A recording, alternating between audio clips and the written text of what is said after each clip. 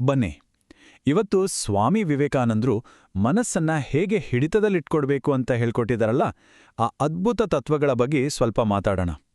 ಅವರ ಜ್ಞಾನ ಇದೆಯಲ್ಲ, ಅದು ನಮ್ಮ ಮನಸ್ಸನ್ನೇ ಒಂದು ಪವರ್ಫುಲ್ ಟೂಲ್ ಆಗಿ ಹೇಗೆ ಬದಲಾಯಿಸ್ಬೋದು ಅಂತ ಈ ವಿಶ್ಲೇಷಣೆಯಲ್ಲಿ ನೋಡೋಣ ಬನ್ನಿ. ಸರಿ, ಈ ಮಾತನ್ನ ಗಮನಿಸಿ. ನಾನು ಗುರಿಯನ್ನು ನೋಡುತ್ತಿದ್ದಾಗ ಬೇರೆ ಯಾವುದರ ಬಗ್ಗೆಯೂ ಯೋಚಿಸುತ್ತಿರಲಿಲ್ಲ. ಇದು ಸುಮ್ಮನೆ ಹೇಳದ ಮಾತಲ್ಲ. ಇದೂ ಬಂದಿರೋದು ಸ್ವಾಮಿ ವಿವೇಕಾನಂದರ ಜೀವನದ ಒಂದು ರೋಚಕ ಪ್ರಸಂಗದಿಂದ. ಅವರು ಚಿಕಾಗೋ ಪ್ರವಾಸದಲ್ಲಿದ್ದಾಗ ನಡೆದ ಒಂದು ಘಟನೆ ಇದು. ಮನಸ್ಸಿನ ಶಕ್ತಿ ಎಷ್ಟಿದೆ ಅನ್ನೋದಕ್ಕಿದೊಂದು ಅದ್ಭುತ ಉದಾಹರಣೆ. ಒಂದು ಕ್ಷಣ ಆ ದೃಶ್ಯವನ್ನ ಕಲ್ಪನೆ ಮಾಡ್ಕೊಳ್ಳಿ. ಒಂದು ನದಿ ರಭಸವಾಗಿ ಹರಿತಾ ಇದೆ. ಅದರ ನೀರಿನ ಮೇಲೆ ಮೊಟ್ಟೆಯ ಚಿಪ್ಪುಗಳು ತೇಲ್ತಾ ಇವೆ. ಸುಮ್ಮನೆ ನಿಂತಿಲ್ಲ, ಅಲೆಗಲಿಗೆ ಅತ್ತಿತ್ತು ಹೋಗ್ತಾ ಇವೆ. ಅಲ್ಲಿ ಕೆಲವು ಯುವಕರು ಅದಕ್ಕೆ ಗುಂಡು ಹೊಡೆಯೋಕೆ ಟ್ರೈ ಮಾಡ್ತಿದ್ದಾರೆ. ಆದರೆ ಎಷ್ಟೇ ಪ್ರಯತ್ನ ಪಟ್ಟರೂ ಗುರಿ ತಪ್ಪಿ ಹತಾಶರಾಗಿದ್ದಾರೆ. ಆಗ ನೋಡಿ, ವಿವೇಕಾನಂದರು ಆ ಯುವಕರ ಹತ್ರ ಹೋಗ್ತಾರೆ. ಅವರ ಕೈಯಿಂದ ಗನ್ ಇಸ್ಕೋತಾರೆ. ವಿಶೇಷ ಅಂದ್ರೆ ಅವರಿಗೆ ಗನ್ ಹಿಡಿದು ಅಭ್ಯಾಸವೇ ಇರಲಿಲ್ಲ. ಆದರೂ ಒಂದಾದ್ಮೇಲೆ ಒಂದು ಪರ್ಫೆಕ್ಟ್ ಆಗಿ ಬರೋಬ್ಬರಿ 12 ಬಾರಿ ಗುರಿಯನ್ನ ಹೊಡೆದು ಬಿಡ್ತಾರೆ. ಇದನ್ನ ನೋಡಿ ಅಲ್ಲಿದ್ದವರಿಗೆಲ್ಲ ಶಾಕ್. ಸಹಜವಾಗೇ ಆ ಹುಡುಗರಿಗೆಲ್ಲ ಆಶ್ಚರ್ಯ. ಸ್ವಾಮಿ, ಇದು ನಿಮ್ಗೆ ಹೇಗ್ ಸಾಧ್ಯವಾಯ್ತು ಅಂತ ಕೇಳ್ತಾರೆ. ಆಗ ವಿವೇಕಾನಂದರು ಹೇಳಿದ ಉತ್ತರವೇ ನಾವಿವತ್ತು ಮಾತಾಡ್ತಿರೋ ಈ ಇಡೀ ವಿಷಯದ ಸಾರ. ಅವರ ಸೀಕ್ರೆಟ್ ಬೇರೇನೂ ಅಲ್ಲ, ಅದು ಅವರ ಮನಸ್ಸಿನ ಏಕಾಗ್ರತೆ, ಆ ಕಾನ್ಸಂಟ್ರೇಷನ್. ಅವರು ಆ ಗುರಿಯನ್ನು ನೋಡುವಾಗ ಅವರ ತಲೆಯಲ್ಲಿ ಆ ಗುರಿ ಒಂದೇ ಇತ್ತು, ಬೇರೆ ಯಾವ ಯೋಚನೆಯೂ ಇರಲಿಲ್ಲ.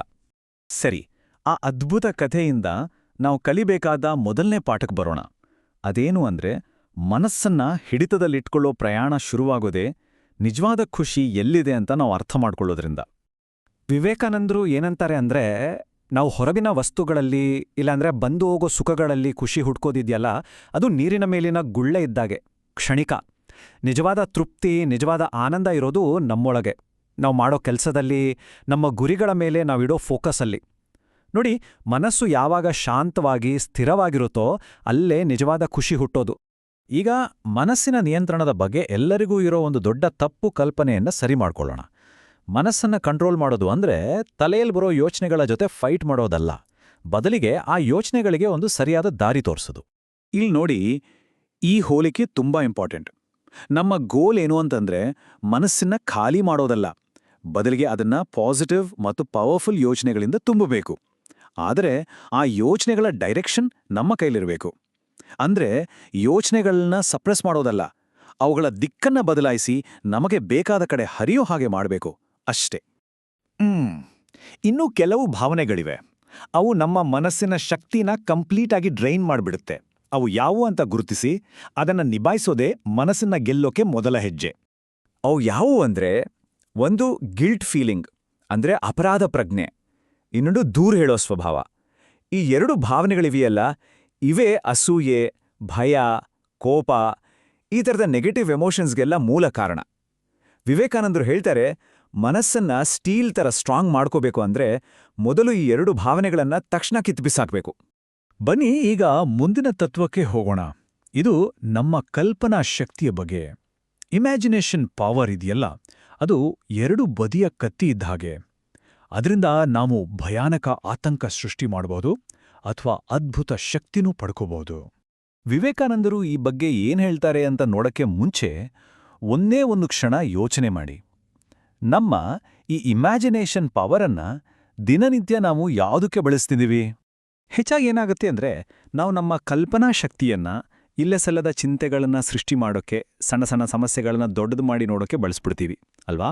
ಆದರೆ ಇದೇ ಶಕ್ತಿಯನ್ನ ಪಾಸಿಟಿವ್ ಆಗಿ ಬಳಸೋ ಕಲೆ ನಮಗೆ ಗೊತ್ತಿರಬೇಕು. ಇದಕ್ಕೆ ಪರಿಹಾರ ತುಂಬಾ ಸಿಂಪಲ್. ನಮ್ಮ ಇಮ್ಯಾಜಿನೇಷನ್ ಅನ್ನು ನಾವು ಕಾನ್ಷಿಯಸ್ ಆಗಿ ಬಳಸಬೇಕು. ನಮ್ಮ ಗುರಿಗಳು ಈಗಾಗಲೇ ಸಾಧನೆಯಾಗಿವೆ ಅಂತ ಮನಸ್ಸಿನಲ್ಲೇ ಚಿತ್ರಿಸ್ಕೊಳ್ಬೇಕು. ಮನಸ್ಸು ಶಾಂತವಾಗ್ತಿರೋದನ್ನ ಫೀಲ್ ಮಾಡಬೇಕು. ಹೀಗೆ ಮಾಡಿದ್ರೆ ಡೌಟ್ ಮತ್ತು ಭಯಕ್ಕೆ ಜಾಗನೇ ಇರಲ್ಲ. ಸರಿ, ನಮ್ಮ ಮನಸ್ಸನ್ನ ಸ್ಥಿರವಾಗಿ ಮತ್ತು ಶಾಂತವಾಗಿ ಇಟ್ಕೋಬೇಕು ಅಂದ್ರೆ ನಮ್ಮ ಎಲ್ಲ ಕೆಲಸಗಳಲ್ಲೂ ಒಂದು ಬ್ಯಾಲೆನ್ಸ್ ಇರಲೇಬೇಕು. ಮುಂದಿನ ತತ್ವ ಇದೇ ಬ್ಯಾಲೆನ್ಸ್ ಬಗ್ಗೆನೇ ಹೇಳೋದು. ವಿವೇಕಾನಂದರ ಈ ಒಂದು ಮಾತು ಕೇಳಿ, ಮನಸ್ಸು ಹರ್ಷಚಿತ್ತದಿಂದಿರಲಿ, ಆದರೆ ಶಾಂತವಾಗಿರಲಿ. ಎಂತಹ ಅದ್ಭುತವಾದ ಮಾತು ಅಲ್ವಾ? ಅಂದ್ರೆ ಬ್ಯಾಲೆನ್ಸ್ಡ್, ಸ್ಟೇಬಲ್ ಮತ್ತು ತೃಪ್ತ ಮನಸ್ಸು. ನೋಡಿ, ಮನಸ್ಸು ಯಾವುದೇ ಎಕ್ಸ್ಟ್ರೀಮ್ಗೆ ರಿಯಾಕ್ಟ್ ಮಾಡುತ್ತೆ. ಇದರಿಂದ ಅದು ಚಂಚಲಾಗುತ್ತೆ.